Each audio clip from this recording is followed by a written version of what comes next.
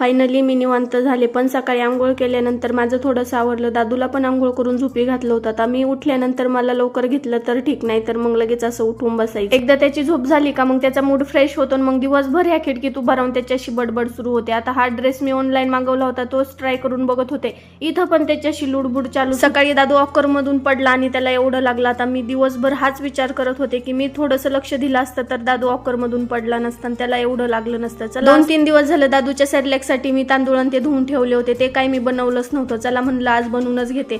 मग अगोदर ड्रायफ्रूट भाजून घेतले एका कढईमध्ये, नंतर मग तांदूळ ते धुतलेले ते पण भाजून घेतले, त्याची मस्त पावडर बनवून घेतली. आपलं सेरेलॅक्स तयार माझ्या स्टाईलने. मग एका डब्यामध्ये स्टोअर करून ठेवलं ना. आता मी याच्यासाठी निवांत झाले की फायनली आमच्या शाळेला सुट्ट्या लागल्या. आता सकाळची माझी धावपळ जरा कमी होईन, सकाळची कामं माझी आता सावकाश होत जातील. शाळेला सुट्ट्या लागल्या म्हणल्यानंतर मग काय आमचा आनंद गगनात मावतच नव्हता. मग दिवसभर तिने एवढा धिंगाणा घातलाय ना, काय सांगू तुम्हाला. मग दादू काय आज जेवताना खाली बसायला तयारच नव्हता. मग त्याला मांडीव घेऊन असं जेवण केलं. चला मग बाय, भेटूया नेक्स्ट व्हिडिओ मध्ये.